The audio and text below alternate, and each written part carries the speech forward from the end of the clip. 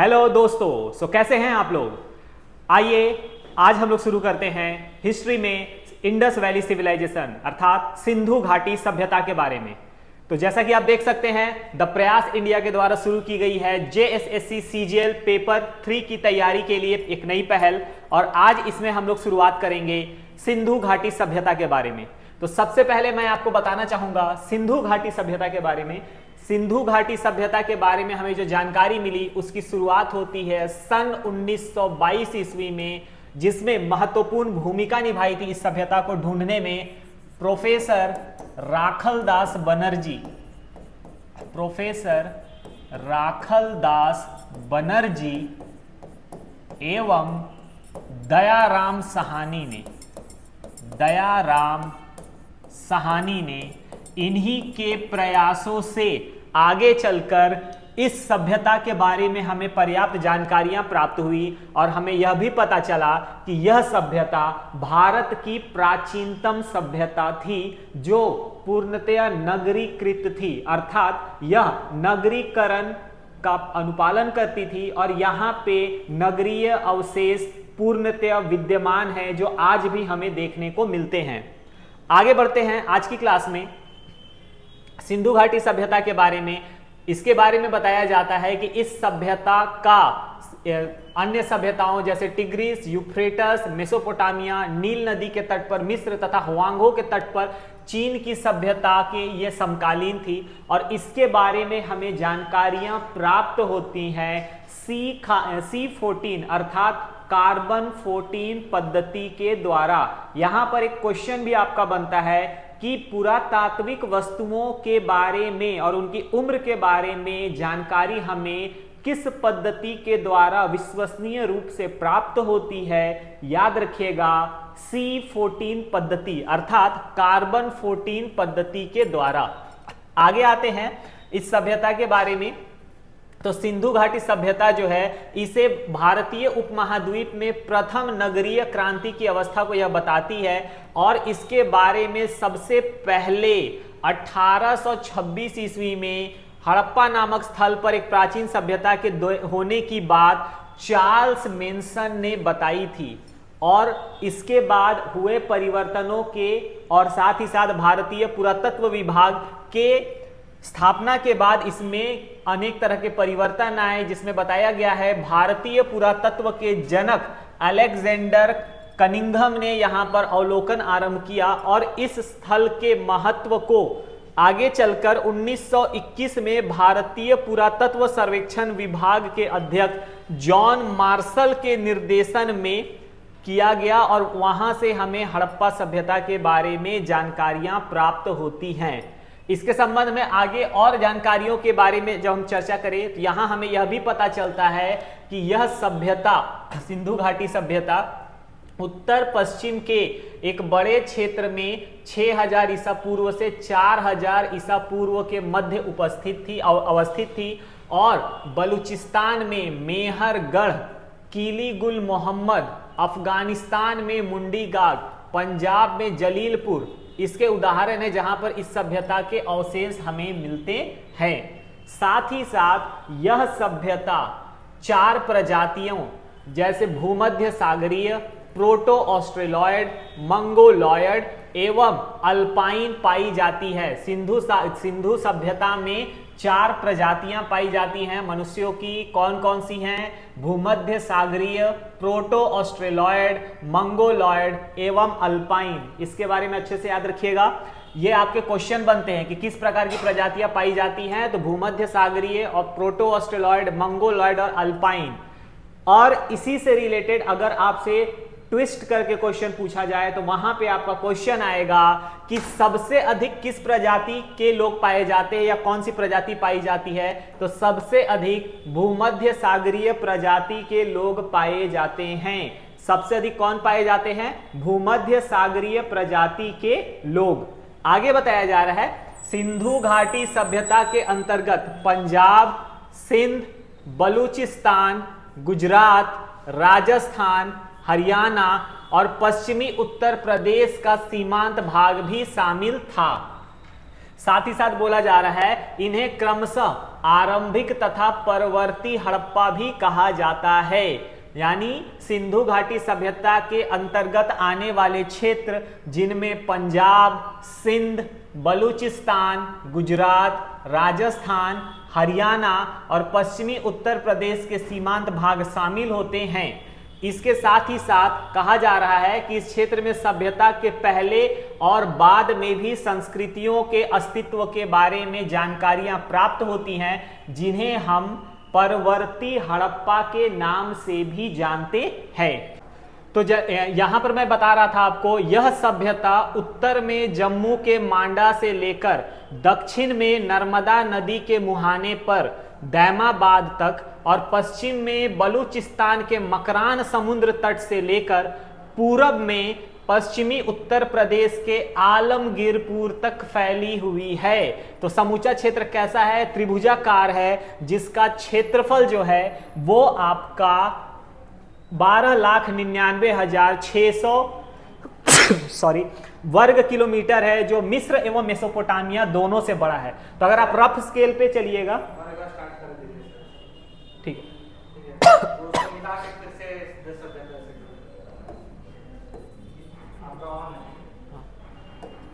तो यह जो सभ्यता है, यह सभ्यता उत्तर में जम्मू के मांडा से लेकर दक्षिण में नर्मदा के मुहाने पर स्थित दैमाबाद तक और पश्चिम में बलूचिस्तान के मकरान तट से लेकर पूर्व में पश्चिमी उत्तर प्रदेश के आलमगीरपुर तक फैली हुई थी। और समूचा क्षेत्र कैसा है? त्रिभुजाकार है, त्रिभुज के आकार का आप कह सकते हैं, त्रिभुजाकार है। और इसका क्षेत्रफल जो है ये लगभग 12,99,600 वर्ग किलोमीटर है। अगर हम लोग रफ स्केल पे इसका डायग्राम बनाना चाहें तो त्रिभुजाकार बनता है, लेकिन 4 पॉइंट चूंकि दिखाने हैं, तो अगर मैं इसको 4 एंड पॉइंट लूं तो ये कुछ इस तरह से आपका फिगर बनेगा, इस तरह से। और यहां पर ये आपका हो जाएगा दैमाबाद, नर्मदा नदी का मुहाना जो है दैमाबाद। अनदर जो हिस्सा हो जाता है यहां पर हमारा बन जाएगा कश्मीर का मांडा, जम्मू, नॉट कश्मीर, जम्मू आप बोलिए, मांडा। यहां पर हो जाएगा आपका आलमगीरपुर। और अनदर आपका यहां पे बलूचिस्तान वाला हिस्सा हो जाएगा, जहां पे हम लोग मकरान समुद्र तट में सुतका गेंडोर को काउंट करते हैं। और इस तरह से आपका ये जो इलाका है ये कवर होता है related to Harappa civilisation expansion. आगे इसके बाद हम लोग बढ़ते हैं सिंधु घाटी सभ्यता के प्रमुख स्थल और उनसे संबंधित पूरा स्थलों के बारे में, जिससे एग्जामिनेशन पॉइंट ऑफ व्यू से इंपॉर्टेंट क्वेश्चन बनते हैं, जो कि एक्यूरेसी पे बेस्ड होते हैं। यानी कि अगर आपको सटीक जानकारी नहीं है तो ऐसी परिस्थिति में आंसर दे पाना आपके लिए बहुत ही ज्यादा चुनौतीपूर्ण हो जाता है। कौन कौन से पॉइंट बनते हैं? तो यहां पर आप देख सकते हैं सिंधु घाटी सभ्यता के प्रमुख क्षेत्र और उनसे संबंधित पूरा स्थलों में अफगानिस्तान में कौन कौन से स्थल पाए गए हैं? तो बुंडी गाक और शोतु घई पाए गए हैं।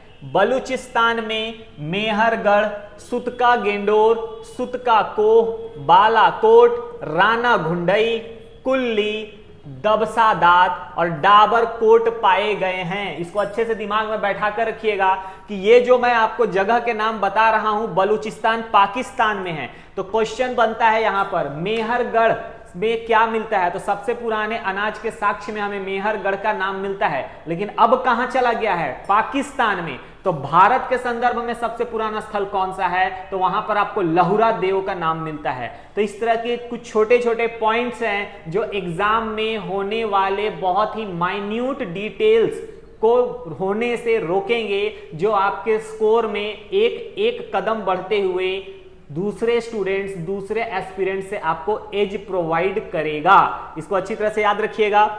आगे उसके बाद है सिंध के बारे में। तो सिंध में आपका कोट दिजी, आमरी, मोहनजोदड़ो, अली मुराद, चान्हूदड़ो और जुदीरो जड़ो, ये आपके सिंध के इलाके हैं। गुजरात में 2 इलाके हैं जहां से हमें सिंधु घाटी सभ्यता के बारे में जानकारियां मिलती हैं। ये 2 जगहें कौन कौन सी है? तो कच्छ का रण और काठियावाड़ प्रदेश। कच्छ के रण में धौलावीरा, देसलपुर और सुरकोटदा है, और काठियावाड़ में लोथल, रंगपुर, रोजदी, मालवन और भगत राव है। इसे अच्छी तरह से याद रखिएगा, क्योंकि कच्छ का रण और काठियावाड़ से रिलेटेड क्वेश्चन अगर बनाया जाए तो यहां पर आपका क्वेश्चन बनता है निम्न स्थलों में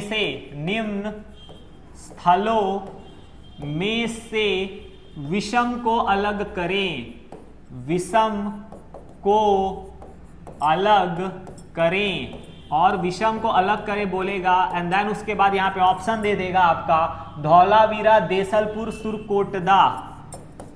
धौलावीरा, देसलपुर, सुरकोटदा, और उसके बाद आपको ऑप्शन दे देगा लोथल। और आपको बताना क्या है, यहां से आपको बताना है कि अलग कौन सा है। चारों के चारों तो हड़प्पा के ही स्थल है। अगर आपने बारीकियों से नहीं पढ़ा है, बारीकियां आपने नहीं समझी है, तो क्या आपको लगता है कि इस क्वेश्चन का आंसर आप दे पाइएगा?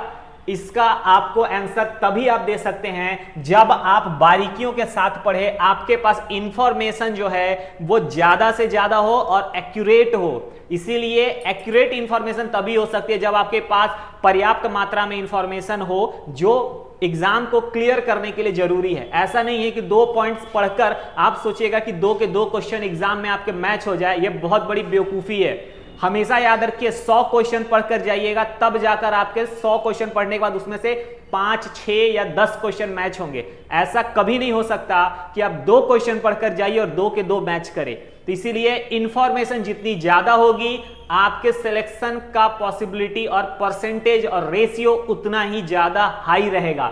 और यहां पर इसमें से विषम कौन सा होगा? लोथल। और याद रखिएगा एग्जामिनेशन जो होते हैं, कॉम्पिटिटिव एग्जामिनेशन, उसमें सिलेक्शन करना रहता है, लेकिन उससे पहले प्रीलिम्स या फिर जो एग्जाम होता है आपका शुरुआत में, उसमें एलिमिनेशन होता है। सिलेक्शन बाद में, पहले एलिमिनेशन करके जो नॉन सीरियस कैंडिडेट्स होते हैं उनको हटाया जाता है। और नॉन सीरियस कैंडिडेट को हटाने का सबसे अच्छा तरीका है इस तरह के क्वेश्चंस, जिसका आंसर सिर्फ वही दे सकता है जो सीरियसली पढ़ाई करता है। अदरवाइज ये पॉसिबल नहीं है कि आप बिना पढ़े इस क्वेश्चन का आंसर दे सके। आगे बढ़ते हैं, उसके बाद नेक्स्ट पोर्शन है आपका राजस्थान के बारे में। तो राजस्थान में बताया गया है, राजस्थान में हड़प्पा का कौन सा स्थल है? कालीबंगा। उत्तर प्रदेश में कौन सा है? आलमगीरपुर, बड़गांव और हुलास। जम्मू कश्मीर में कौन सा स्थल है? मांडा। हरियाणा में कौन सा है? राखीगढ़ी, बनावली, मिताथल, दौलतपुर और सिसवाल। ये सबसे बड़े प्रदेशों में काउंट होता है, याद रखिएगा, राखीगढ़ी। आगे उसके बाद बोला जा रहा है पश्चिमी पंजाब में कौन सा है? तो हड़प्पा, डेरा, इस्माइल खान, रहमान ढेरी और जलीलपुर। और पंजाब में कौन से स्थल है हड़प्पा के? तो रोपड़, जिसको हम रूपनगर भी बोलते हैं, बाड़ा और शंघोल।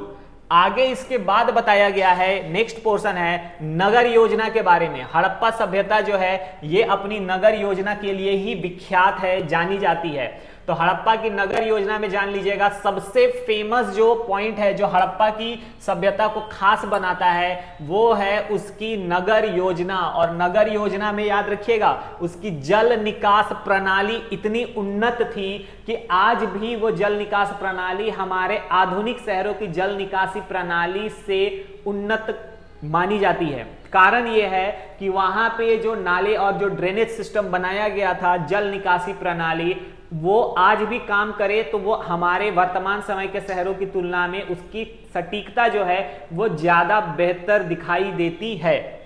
तो याद रखिएगा हड़प्पा क्यों फेमस था? जल निकास प्रणाली के लिए। नगर योजना जाल पद्धति पर आधारित थी। नगरों में पकी ईंटों का प्रयोग किया जाता था और नगरों की नालियां ईंटों या पत्थरों से ढकी होती थी। और साथ ही साथ इसके निर्माण में ईंटों के अलावा चूना, जिप्सम इनका इस्तेमाल किया जाता था। साथ ही साथ पूर्व और पश्चिम की तरफ हमें यहाँ पर टीले भी मिलते हैं। पश्चिमी भाग छोटा था जहां पर ऊंचाई पर यह बना हुआ था, और पूर्वी भाग जो था, पूर्वी हिस्सा बड़ा था। हड़प्पा में कौन सा भाग बड़ा था? तो याद रखिएगा पूर्वी हिस्सा। साथ ही साथ कहा जा रहा है कि यहाँ पे ऊंचाई वाला जो भाग है इसे नगर दुर्ग कहा जाता था और नीचे वाले हिस्से को निचला नगर कहा जाता था। और दोनों ही हिस्से जो होते थे उसकी 4 दीवारियां पक्की ईंटों की बनाई गई थी। किसकी बनाई गई थी? पकी हुई ईंटों की। आगे बताया जा रहा है नगर नियोजन व्यवस्था के बारे में कि हड़प्पा की जो नगर नियोजन व्यवस्था है यह आयताकार या वर्गाकार आकृति में सड़कों तथा चौड़ी गलियों के ग्रिड पर आधारित थे। यानी कि हड़प्पा सभ्यता की जो नगर योजना थी वो कुछ इस तरह से आपको दिखाई देगी, जिसे हम ग्रिड पैटर्न कहते हैं। आप जैसा कि देख सकते हैं यहां पर ये ग्रिड पैटर्न आपको दिख रहा है, जिसे हम शतरंज भी कहते हैं। शतरंज में जिस तरह से अलग अलग बॉक्स बने हुए रहते हैं, ठीक उसी तरह से हड़प्पा सभ्यता का जो बनाने का पैटर्न था वो आयताकार या वर्गाकार तो था ही, साथ ही साथ इसमें सड़कें और चौड़ी गलियों के ग्रिड थे और ये आपस में एक दूसरे को ऐसे करके 90 डिग्री पर अलाइन या काटते थे। यानी कि अगर एक सड़क यहां से जा रही है, दूसरी सड़क यहां से आ रही है, तो ये ऐसे करके सीधा इंटरसेक्ट करते हुए निकलेंगे और ये आपका हो गया रोड। ठीक उसी तरह से ये भी हो गया आपका रोड और ये आपको 90 डिग्री पर ही मैच करते थे। जबकि प्रेजेंट टाइम पीरियड में हमारे जो सड़क है वो कुछ इस तरह से होते हैं, एक चौक होता है, दूसरी तरफ से भी आए और यहाँ पर ये आपका सर्कुलर ऑर्डर में मैच करते हैं, जबकि यहाँ पर ये 90 डिग्री पे मैच करते थे। इससे हमें साफ तौर पर पता चलता है कि वहां पर लोगों के आने जाने के लिए जो बनाए गए रोड थे उसमें आयताकार और वर्गाकार प्रणाली का भी पर्याप्त महत्व था। उन्हें दशमलव पद्धति संख्या एवं संख्या के बारे में भी पर्याप्त जानकारियां थी। आगे बताया जा रहा है यहां पर सड़क के दोनों ओर नालियों का निर्माण जो होता था वह पक्की ईंटों के द्वारा किया जाता था और थोड़ी थोड़ी दूर पर नगर मोखे होते थे, जिसे मैन होल हम लोग कहते हैं। मैन होल का मतलब हो गया कि जो शहर का गंदा पानी है वो बाहर निकलता था, तो एक निर्धारित दूरी के बाद मैनहोल्स बने हुए रहते थे जहां से पानी जो है वो किसी और जगह पर जाता था, फिर वहां से बढ़ते हुए शहर के बाहर चला जाता था। तो अब हम लोग आते हैं प्रमुख आयातित वस्तुएं एवं उनका प्राप्ति स्थल। कहने का अर्थ है कि हड़प्पा सभ्यता के लोग किस प्रकार की वस्तुओं को मंगाया करते थे और उनका उपयोग किया करते थे, इसके बारे में बताया गया। तो हड़प्पा के लोग सोना मंगाते थे, जैसा कि आप देख सकते हैं सोना वो मंगाते थे, और सोना जो मंगाते थे वो कहां से मंगाते थे? अफगानिस्तान, फारस और कर्नाटक से मंगाते थे। उसके बाद बताया गया है चांदी के बारे में। यहां पे याद रखिए हड़प्पा के बारे में लोग जानते तो हैं, लेकिन कई बार उनको ये भी कंफ्यूजन है कि उनको क्या नहीं, मतलब उनको जानकारी किस चीज की नहीं थी। सोना की थी कि नहीं थी, चांदी की थी कि नहीं थी, लोहे की थी कि नहीं थी। लोहे के बारे में लोगों को पता है सामान्य तौर पर, लेकिन सोना, चांदी, तांबा इनके बारे में उनको जानकारी थी या नहीं, तो इसके बारे में आपको यहां से सटीकता मिलेगी। सोने के बारे में हड़प्पा के लोगों को जानकारी थी, वो मंगाते थे अफगानिस्तान, फारस और कर्नाटक से। चांदी के बारे में भी हड़प्पा सभ्यता के लोगों को जानकारी थी, और चांदी वो कहां से मंगाते थे? तो चांदी मंगाते थे जैसा कि आप देख सकते हैं ईरान से, अफगानिस्तान से और मेसोपोटामिया से। तांबा जैसा कि आप देख सकते हैं तांबा मंगाया जाता था राजस्थान में खेतड़ी है वहां से, और इसके अलावा बलूचिस्तान से। उसी तरह से टिन जो है टिन मंगाया जाता था ईरान से और अफगानिस्तान से। सेल खंडी इसको मंगाया जाता था बलूचिस्तान, राजस्थान और गुजरात से। हरित मणि इसे मंगाया जाता था दक्षिण भारत से। शंख एवं कौड़ियां, शंख और कौड़ियां जो समुद्र तटों पर हमें मिलती हैं ये मंगाए जाते थे सौराष्ट्र से, गुजरात में यह है, और दक्षिण भारत के इलाकों से, क्योंकि समुद्र तट वहीं पर हैं तो वहां से ज्यादा बड़े पैमाने पर आसानी से ये चीजें मिल जाती थी। आगे इसके बाद फिर हम लोग नेक्स्ट बढ़ते हैं अनदर पोर्शन, ये है हमारा नील रत्न के बारे में। तो नील रत्न जो है ये कहां से आता था? बदखशा, अफगानिस्तान में बदखशा नाम की जगह है, वहां से इसको लाया जाता था। शिलाजीत, हिमालय के क्षेत्रों से इसको प्राप्त किया जाता था और फिर इसको लाया जाता था हड़प्पा के द्वारा, हड़प्पा सभ्यता के लोगों के द्वारा इसे प्रयोग किया जाता था। फिरोजा के बारे में बताया गया है, यह ईरान से लाया जाता था। लाजवर्द बदखशा और मेसोपोटामिया से आता था। गोमेद सौराष्ट्र गुजरात से आता था। स्टेटाइट ईरान से आता था। स्फटिक दक्कन का पठार उड़ीसा और बिहार से लाया जाता था। स्लेट कांगड़ा हिमाचल प्रदेश से लाया जाता था और सीसा लाया जाता था ईरान, राजस्थान, अफगानिस्तान और दक्षिण भारत से। और इस तरह से आप देख सकते हैं कि हड़प्पा सभ्यता में इतनी चीजों या फिर यूं कह सकते हैं कि इनके बारे में जानकारियां थी हड़प्पा सभ्यता के लोगों को। अब हम लोग आगे बढ़ते हैं पशुपालन के बारे में। हड़प्पा के लोगों को पशुपालन के बारे में जानकारियां थी या फिर नहीं, तो बताया गया है हड़प्पा के लोगों को पशुपालन के बारे में जानकारियां थी। और जैसा कि आप देख सकते हैं हड़प्पा के लोगों के बारे में, सैंधो सभ्यता के जो लोग थे इनके बारे में कि ये लोग बहुत सारे पशु पालते थे। इनमें कौन कौन से पशु थे जिसे वो पाला करते थे, यहाँ पर आप देख सकते हैं बैल, बैल के बाद आप देख सकते हैं गाय, भैंस, बकरी, भेड़, सुअर, इन जानवरों को ये लोग पाला करते थे। तो बहुत अगर कॉम्प्लिकेट क्वेश्चन बनाना होगा जिसमें ज्यादातर स्टूडेंट मतलब गलतियां करे तो वहां पे बन जाएगा निम्न में से कौन से पशु हड़प्पा सभ्यता के लोग नहीं पालते थे। ऑप्शन दे देगा बैल, गाय, भैंस और एकलिंगा। एकलिंगा कहने का मतलब है एक सींग वाला जो जानवर दिखाया गया है, तो वहां पर आपको गलतियां होने की पॉसिबिलिटी जो होती है वो बढ़ जाती है। इसीलिए एक्यूरेसी में यहाँ पर देखिए गाय, बैल, भैंस, बकरी, भेड़ और सुअर इनको ये लोग पालते थे। साथ ही साथ बिल्ली, कुत्ता, हाथी, गेंडे, इनके बारे में भी इनको जानकारियां थी। इनका सबसे प्रिय पशु कौन सा था, तो याद रखिएगा हड़प्पा सभ्यता के लोगों का सबसे प्रिय पशु था कुबड़ वाला सांड। और साथ ही साथ घोड़े के अस्तित्व का संकेत हमें मिलता है परवर्ती काल में मोहनजोदड़ो, लोथल, रानाघुंदई एवं सुरकोतदा से। आई रिपीट अगेन, घोड़े के बारे में जानकारियां कहां से मिलती है, तो यहां पे याद रखिएगा मोहनजोदड़ो, लोथल, रानाघुंदई, सुरकोटदा, इनसे। आगे उसके बाद बताया गया है लोथल एवं रंगपुर से घोड़े की मृण मूर्तियों के अवशेष मिले हैं, यानी कि घोड़े की मूर्तियों का हमें अवशेष या फिर रिमेन्स कहां से मिले हैं, तो याद रखिएगा लोथल एवं रंगपुर से। एक क्वेश्चन यहां से भी मिल गया। और ये क्वेश्चन तो आपका बहुत ही इंपॉर्टेंट हो जाता है, ऊंट की अस्थियां या हड्डियां कहां से प्राप्त हुई हैं, कालीबंगा से। और मैं यहाँ पे स्पेसिफिकली मेंशन करना चाहूंगा ये क्वेश्चन आपका ये एनटीए नेट के एग्जाम में भी पूछा गया है ये क्वेश्चन, और उसके अलावा सिविल सर्विसेज के एग्जाम में भी पूछा गया है स्टेट पीसीएस वाले में कि ऊंट की हड्डियां कहां से प्राप्त हुई हैं। तो आप इसे समझ सकते हैं बहुत ही कॉमन, लेकिन आप कह सकते हो अनएक्सपेक्टेड क्वेश्चन में ये आपका आ जाता है। ऊंट की हड्डियां, लोग घोड़े के बारे में पढ़ते हैं, लेकिन एग्जामिनर जो होता है ना, एग्जामिनर को अच्छी तरह से पता है कि जो एस्पिरेंट है, कैजुअल एस्पिरेंट और सीरियस एस्पिरेंट कैसे तैयारी करते हैं। तो सीरियस एस्पिरेंट इसको भी पढ़ेगा, कैजुअल एस्पिरेंट केवल इनको पढ़ेगा और बोलेगा घोड़ा पढ़ लिए हो गया। तो यही डिफरेंस होता है जो एक सीरियस और कैजुअल एस्पिरेंट के बीच के अंतर को अलग करता है। आगे इसके बाद बढ़ते हैं नेक्स्ट पॉइंट पर। यहां पर बताया गया है कि बंदर, खरगोश, हिरन, मुर्गा, मोर, तोता, उल्लू, इनके भी अवशेष हमें दिखाई देते हैं। और साथ ही साथ सिंध से बाहर सिर्फ कालीबंगा की मुहर पर बाघ का चित्र मिलता है।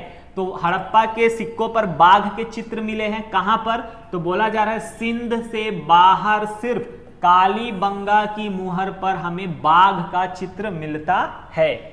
और साथ ही साथ यहां बताया गया है हड़प्पा सभ्यता के मुख्य व्यापारिक नगरों के बारे में, जिससे क्वेश्चन बहुत ज्यादा बनते हैं। तो याद रखिएगा हड़प्पा सभ्यता के मुख्य व्यापारिक नगर कौन कौन से थे, तो इसमें याद रखिएगा व्यापारिक नगर में भी कौन से, व्यापारिक नगर अथवा बंदरगाह, यह है लोथल। आपने लोथल अक्सर सुना होगा। अब लोथल के अलावा कौन कौन से जगह है, तो याद रखिएगा भगतराव, मुंडीगाक, बालाकोट, सुतका गेंडोर, सोतका कोह, मालवन, प्रभास पाटन और डाबरकोट, ये सभी जो हैं ये हड़प्पा सभ्यता के प्रमुख व्यापारिक केंद्र और नगर है। इसे अच्छी तरह से याद रखिएगा कौन कौन से हैं, तो ये है लोथल, भगतराव, मुंडीगाक, बालाकोट, सुतका गेंडोर, सुतका कोह, मालवन, प्रभासपट्टम और डाबरकोट।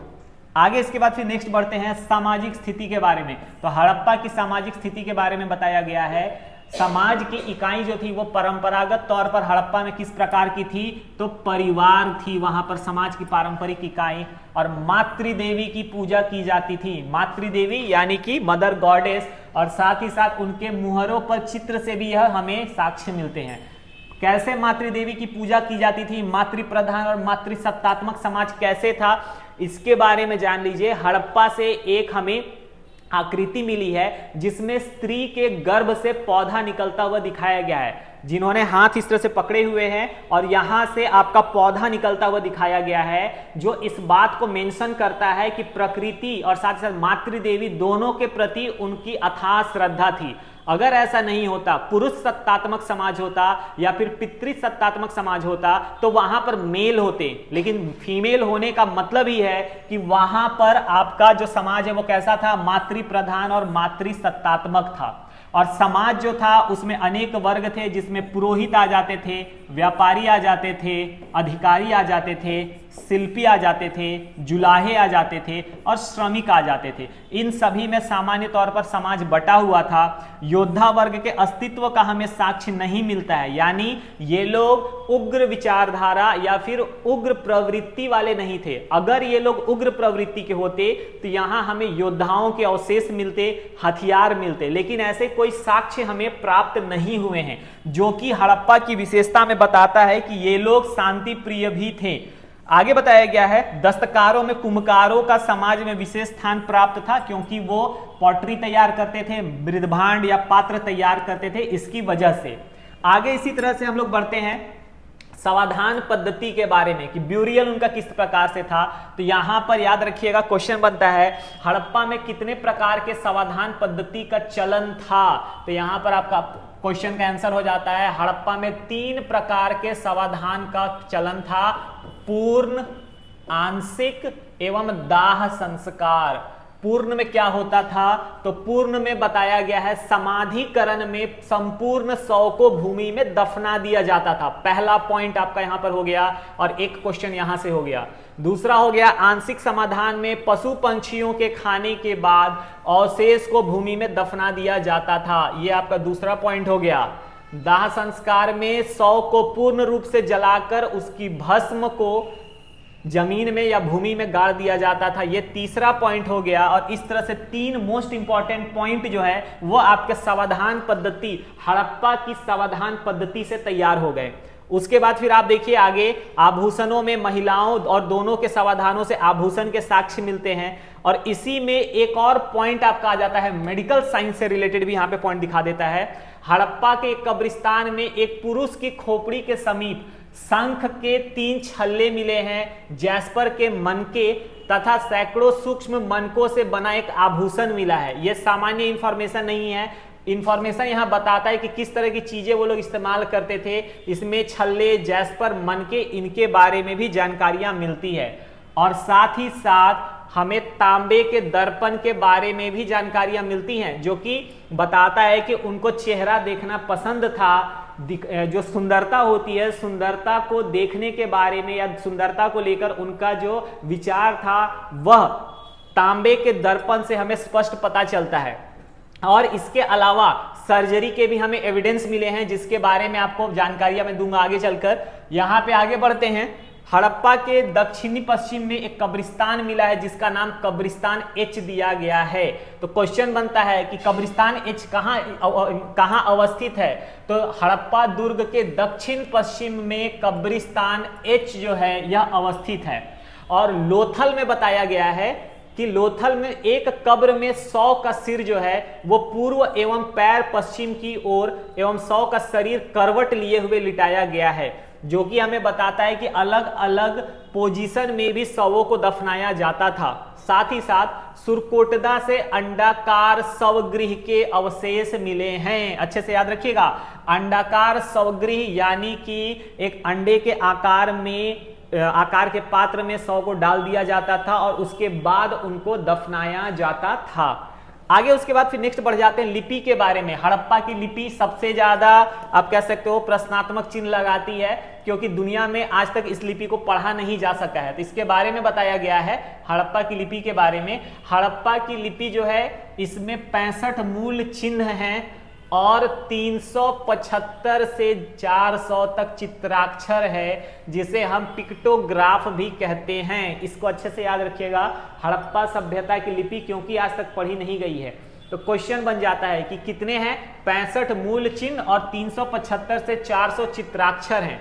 साथ ही साथ यह लिपि कैसे लिखी जाती थी, तो बाईं ओर तथा पुनः बाईं से दाईं ओर लिखी जाती थी। इस पद्धति को क्या कहते थे, तो याद रखिएगा बोस्ट्रोफेदन मेथड कहते थे। ये अभी हाल फिलहाल 1 वर्ष पहले चर्चा का विषय था, तो क्वेश्चन बन जाता है बोस्ट्रोफेदन क्या होता है।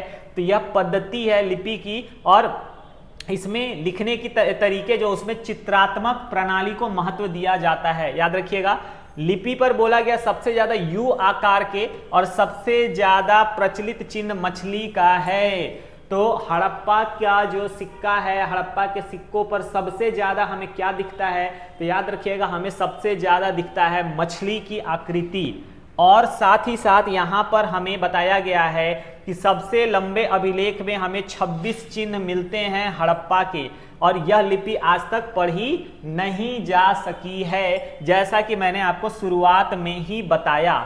आगे बोला जा रहा है माप तौल के बारे में। हड़प्पा के लोगों को माप तौल के बारे में पर्याप्त जानकारियां थी, और ये लोग 16 या उससे अधिक के आवर्तकों या फिर आवर्तकों का प्रयोग करते थे। तो लिखिएगा 16 या उससे अधिक के आवर्तक है, 16, 64, 160, 320, 640 और 12,800।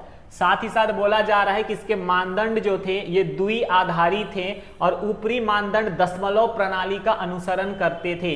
तो ये लोग दशमलव प्रणाली का अनुसरण करते थे, यह भी एक पॉइंट हो जाता है हड़प्पा से रिलेटेड। इसके अलावा जो यहाँ पे बाट थे वो घनाकार, वर्तुलाकार, बेलनाकार, शंक्वाकार एवं ढोलकाकार होते थे। सामान्य जानकारियों में ये आ जाते हैं। आगे बोला जा रहा है कि मापना भी उनको पता होता था, और उसमें ऐसे डंडे भी पाए गए हैं जहां पर माप के निशान लगे हुए हैं, जिसमें कांसे का भी एक हमें डंडा मिलता है, और साथ ही साथ लोथल से हाथी दांत से निर्मित पैमाना भी मिला है। तो एक पॉइंट यहां पर बन जाता है मोहनजोदड़ो से सीप का और लोथल से हाथी दांत का पैमाना मिला है। इसको अच्छे से याद रखिएगा। आगे बताया जा रहा है उसके बाद सबसे इंपॉर्टेंट हिस्सा जो है हड़प्पा की पूरी जानकारी आपको इस एक जगह या इस एक पॉइंट से मिल जाएगी, जिसमें मैं आपको सारी की सारी चीजें एक साथ कंसोलिडेटेड फॉर्म में हैं। तो ये आपने अच्छी तरह याद कर लिया तो आप इस बात को मान सकते हैं कि आपके एग्जाम के क्वेश्चन छूटने की पॉसिबिलिटी जो है वो लगभग खत्म हो जाएगी। पूरी तरह 100% नहीं कहूंगा मैं, क्योंकि 100% का मतलब हो जाता है कि गारंटी देना, और गारंटी जो होती है वो होती है कि आपके क्वेश्चन छूटेंगे नहीं। ये कह देना कि इसी में से आएगा, दैट्स नॉट गोना राइट। सो यहां पर याद रखिएगा हड़प्पा से रिलेटेड, हड़प्पा की खोज किसने की थी? हड़प्पा की खोज की थी दयाराम साहनी ने 1921 में। कहां पर? रावी नदी, मोंटगोमरी और पाकिस्तान। यहां से क्या क्या मिला है? श्रमिक निवास मिला है, 16 भट्टियां मिली है, धोती पहने मूर्ति, अन्नागार, कब्रिस्तान R37, शंख का बना शैल, कांसे का इक्का एवं दर्पण, मंजूसा, बर्तन पर मछुआरे का चित्र, इनके बारे में जानकारियां मिलती हैं। मोहनजोदड़ो में बताया गया है, मोहनजोदड़ो कहाँ मिला है? तो सिंध के लरकाना जिला से संबंधित है। इसको ढूंढा था राखल दास बनर्जी ने 1922 में। यहाँ से स्नानागार, अन्नागार, कांसे की नग्न नर्तकी, कुम्हार के 6 भट्टे, सूती कपड़ा, शतरंज की गोलियां, दाढ़ी वाला साधु, हाथी का कपाल खंड, पशुपति शिव के अंकन की मुहर मिली है। उसी तरह से सुतका गेंडोर में आपका आ जाता है, तो सुतका गेंडोर में द्वासक नदी, बलूचिस्तान पाकिस्तान, ऑरेलस्टाइन और जॉर्ज डेल्स ने 1927 में ढूंढा था। आमरी है सिंधु नदी और सिंध से पाकिस्तान में ये है। NG मजूमदार ने ढूंढा था इसको 1929 में, और जॉर्ज F डेल्स ने ढूंढा था 1963 में। इन दोनों ने पर्याप्त रूप से इसमें योगदान दिया था, तब इसे पूरी तरह से दुनिया के सामने लाया गया। उसी तरह से चान्हुदड़ो आप देख सकते हैं, चान्हुदड़ो हो गया। कालीबंगा जिसे सबसे ज्यादा क्वेश्चन आते हैं, घग्घर नदी के तट पर मौजूद है राजस्थान में। अमलानंद घोष ने इसको 1953 में ढूंढा था। यहां से हल द्वारा जुते हुए खेत, बेलनाकार मुहर, पकी मिट्टी का हल, सबसे पहले ज्ञात भूकंप का साक्ष्य, अग्निकुंड, ऊंट की हड्डियां और साथ ही साथ कच्ची एवं अलंकृत ईंट, ये सभी यहां से हमें प्राप्त हुए हैं। उसी तरह से कोट दिज्जी सिंधु नदी के तट पर है, फजल अहमद ने इसकी खोज की थी। देसलपुर कच्छ गुजरात एवं धुंध नदी, ए घोष और SR राव 1963। रोपड़ सतलज नदी पर मौजूद है। रंगपुर मादर नदी गुजरात में, सुरकोटदा कच्छ गुजरात में, लोथल भोगवा नदी गुजरात में, आलमगीरपुर हिंडन नदी उत्तर प्रदेश, इसकी खोज की थी यज्ञदत्त शर्मा ने 1958 में। धौलावीरा खादिर बेत नदी कच्छ गुजरात, राखीगढ़ी घग्गर नदी हरियाणा, बनावली रंगोई नदी हरियाणा, RS बिष्ट ने 1973 में इसे ढूंढा था। बालाकोट अरब सागर बलूचिस्तान पाकिस्तान, RS बिष्ट ने 1974 से 77 में ढूंढा था। और अल्लाहदीनो सिंधु नदी के किनारे अवस्थित है और इसको ढूंढा था WA फेयर सर्विस ने। अब इससे रिलेटेड जो पॉइंट बनते हैं उसमें अनदर साइड आप देख सकते हैं कौन कौन सी चीजें कहां कहां मिली हैं। तो आप जैसा कि यहां पर देख सकते हैं, अगर मैं कोट दीजी की बात करूं तो कोट दीजी में हमने क्या मिला है, पत्थरों की नींव रखने वाले घर, उसके बाद पत्ती के आकार का वनाग्र, गर्तावास, गहनों का जखीरा, चाक निर्मित बृद्धभांड, टेराकोटा मोहर, तांबा मोहर, सेल खंडी मोहर, भूरे रंग की मिट्टी के प्रमाण। और यहां पर आपका रोपड़ से रिलेटेड एक इंपॉर्टेंट क्वेश्चन आ जाता है। रोपड़ कहां है? सतलज नदी पंजाब में। यज्ञदत्त शर्मा ने इसे ढूंढा था।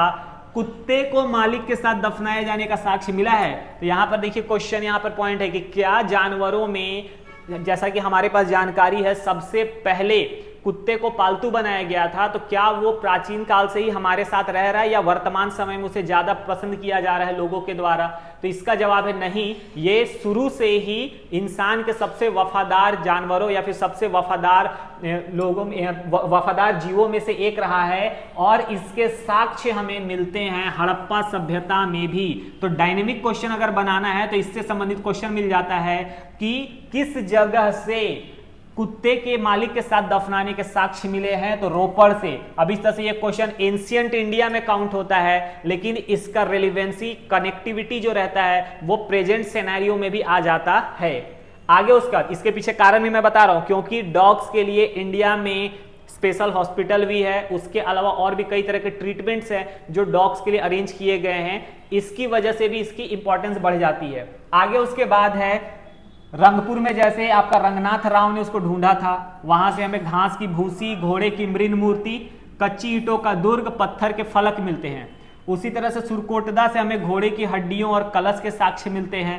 उसी तरह से लोथल से हमें अन्नागार मिला है, सोने के मनके मिले हैं, मनका कारखाना मिला है, गोदीवाड़ा बंदरगाह मिला है और युग्म समाधान और धान की खेती के साक्ष्य मिले हैं। धौलावीरा के बारे में जानकारियां मिलती है कि खादिर बेत नदी कच्छ गुजरात में है। BB लाल 1959 ईस्वी, RS बिष्ट 1990 से 91, इन्होंने इसमें ढूंढा था, इस वर्ष में से ढूंढा था। यहां से इंपॉर्टेंट पॉइंट बन जाता है, 3 भागों में विभाजित एकमात्र शहर था ये। नागरिक उपयोग के लिए सबसे बड़ा अभिलेख हमें यहाँ मिलता है, खेल का मैदान मिलता है, पत्थर की बनी नेवले की मूर्ति हमें मिलती है। कहां से? धौलावीरा से। उसके बाद फिर नेक्स्ट आ जाता है राखीगढ़ी, ये आपका प्राक हड़प्पा एवं परिपक्व हड़प्पा के साक्ष्य यहां मिलते हैं। और भारत में यह हड़प्पा का सबसे बड़ा स्थल है, मैंने शुरुआत में भी बताया था। तो भारत में स्थित इस सभ्यता का सबसे बड़ा स्थल है कौन सा? राखीगढ़ी। इसको अच्छी तरह से याद रखिएगा, यह भी एक क्वेश्चन हो गया आपका। और चबूतरे पर बनी अग्नि वेदिका के साक्ष्य भी हमें यहां से मिले हैं।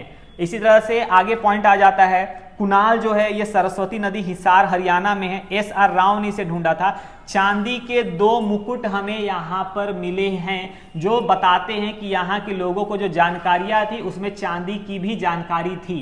इसी तरह से आगे पॉइंट आ जाता है आपका नेक्स्ट पॉइंट जो है भगवानपुरा के बारे में। सरस्वती नदी कुरुक्षेत्र और हरियाणा, GP जोशी जो है उन्होंने इसे ढूंढा था। और आप देख सकते हैं यहाँ पर सफेद, काली तथा असमान रंग की चूड़ियां और तांबे की चूड़ियां मिली हैं भगवानपुरा से। संघोल को पंजाब भारत में है यह, और साथ ही साथ इसे SS तलवार और RS बिष्ट ने मिलकर ढूंढा था। और तांबे की 2 छेनियां और वृत्ताकार अग्निकुंड जो है इसके बारे में हमें यहाँ से साक्ष्य मिले हैं। मिताथला हरियाणा में सूरज भान ये हैं, इन्होंने इसे ढूंढा था। यहां से हमें तांबे की कुल्हाड़ी, संस्कृति के 3 स्तर ये भी हमें मिले हैं। कुंतासी राजकोट गुजरात में है, इसमें MK धाविलकर, MR रावल और YM चित्तलवास के बारे में जानकारियां मिलती हैं। इन्होंने इसको बताया कुंतासी के बारे में। इन्होंने लंबी सुराहियां स्थल से, 2 हत्थे कटोरे, मिट्टी का खिलौने की गाड़ी, तांबे की चूड़ियां और 2 अंगूठी प्राप्त हुए हैं। तो तांबे की चूड़ी एक तरफ आपको कुंतासी से भी मिली है, तो एक दूसरी तरफ आपको भगवानपुरा से भी मिली है। तो कभी कभी ऐसा भी होगा कि आपको डेटा मैच भी करेगा, तो आप जो पढ़ें उसे कंटिन्यूअस रिवीजन जरूर करें।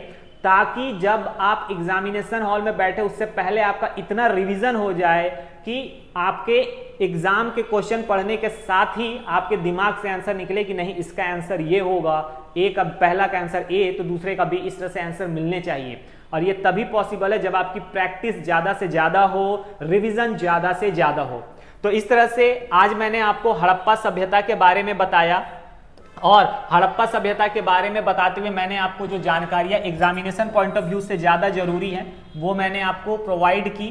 एंड इसमें आपका काम है इसको अच्छी तरह से याद करना ताकि अच्छे से आउटकम आपको मिले, बेहतर ढंग से आपको आउटकम मिले। और इसी के साथ मैं दिग्विजय सर आप सभी से इजाज़त चाहता हूँ आज के इस सेशन से। फिर हम लोग मिलेंगे एक बिल्कुल नए सेगमेंट में, एक बिल्कुल नए टॉपिक के साथ, और उसके बाद हम लोग आपके सीजीएल की तैयारी के बारे में और विस्तृत चर्चा करेंगे ताकि आपकी तैयारी ज़्यादा से ज़्यादा बेहतर और मजबूत होती चले। तब तक के लिए जय Hind. Thank you so much for attending this session. जोहार झारखंड।